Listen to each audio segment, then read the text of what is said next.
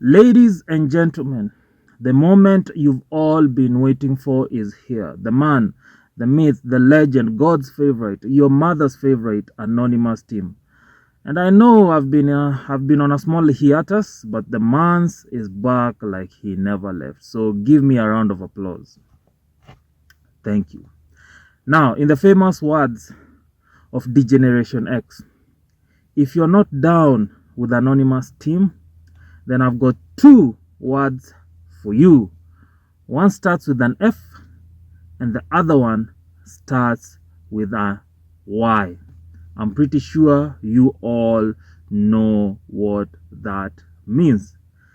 Now, speaking about famous words, let's talk about the Kenyan president, Mr. William Ruto. So we demonstrated, we picketed, and just at the moment when we thought that the president was playing to our tune, just at the moment we thought that the president had listened, just at the moment that we thought the president was taking action, he pretty much took a cue from Dwayne The Rock Johnson and told us that we can, roll up our sleeves, lubricate that son of a bitch, stick it up wherever that gives us pleasure, because off is the direction we can fuck.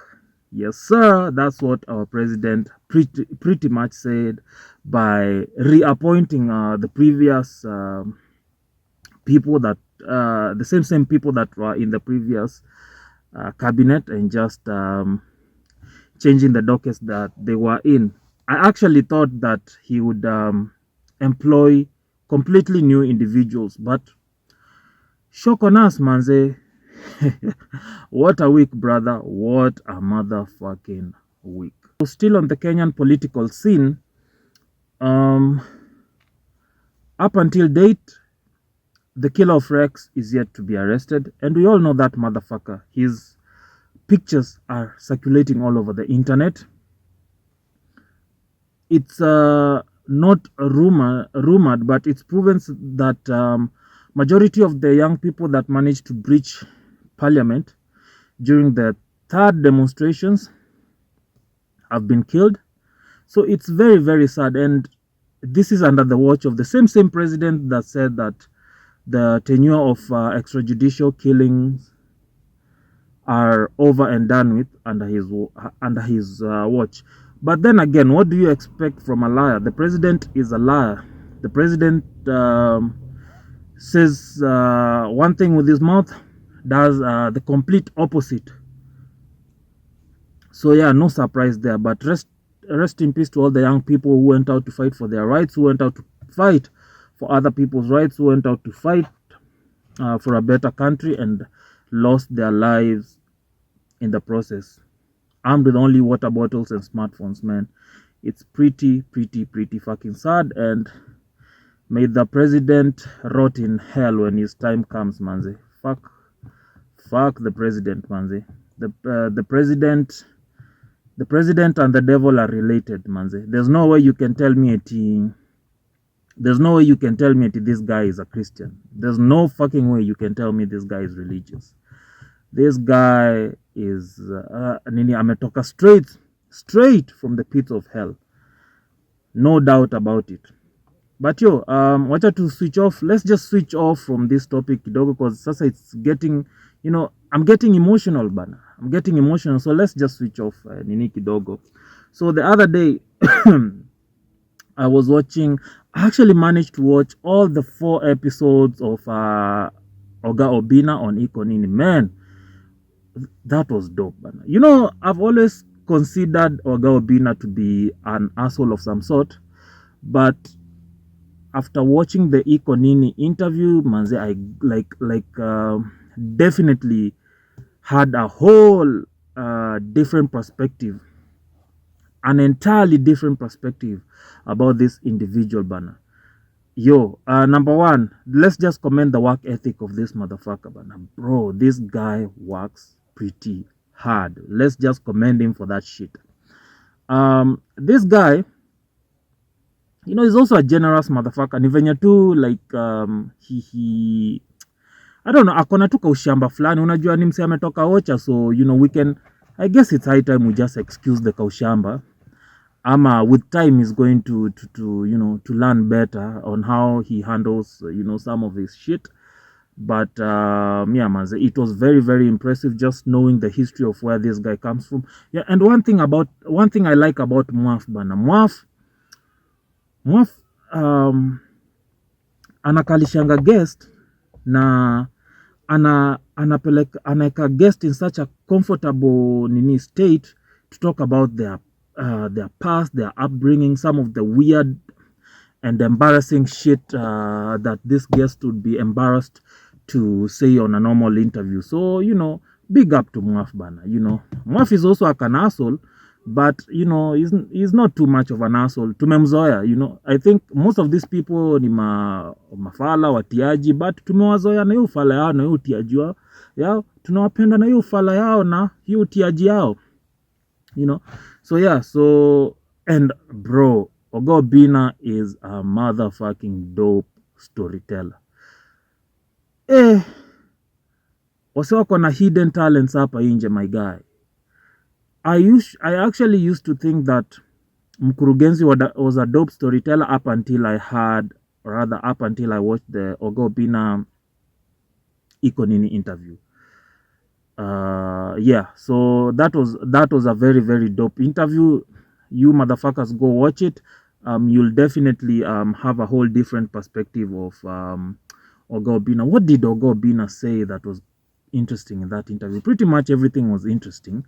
But I even got the chance to watch the Oga Obinna Jalas interview.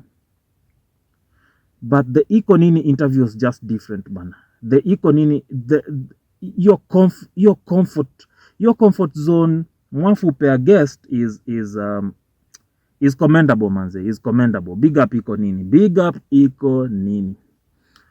Yes, sir. Now next, let's talk about another podcast, not a Kenyan podcast, a South African podcast. So I've been comparing and contrasting. Kidogo nimeanza kuwatch hii podcast inaitwa Mic Check ya kina Chaksi. But I don't know, iko sawa, si mbaya, but kuna venye ileti shangwe kama hii ya kina Mwafi Iko Nini. But when you compare Chaksi and mtu kama this South African guy, Mark G. The Mic Check podcast is way over, above and beyond the Mark G podcast. Iko Nini podcast is way over, above and beyond the Mark G podcast, manze. Personally, if you ask me, I think Mark G is one of the most cringiest motherfuckers out there. How this guy got to be a successful hosting a podcast, I don't know. Nini. I think he serves a very big God banner, because this guy is such a motherfucking cringy motherfucker. This guy has no charisma in any way whatsoever. This guy has no aura. This guy has no aura, brother. This guy has no aura, banner. So yeah, so I think the only one of the things that make the Mark G podcast stand out is the interesting guests he has.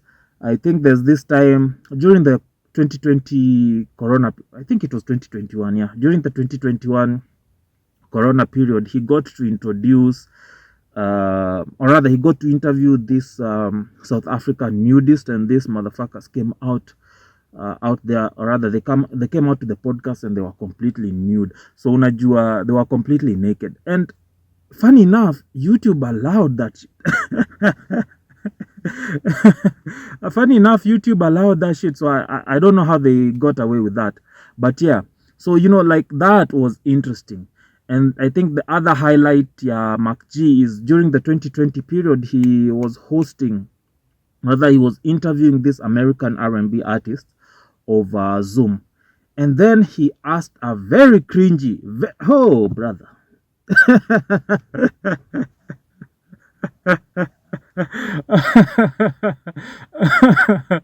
Oh my god, this guy asked a very cringy question. He asked something very cringy in related to sex.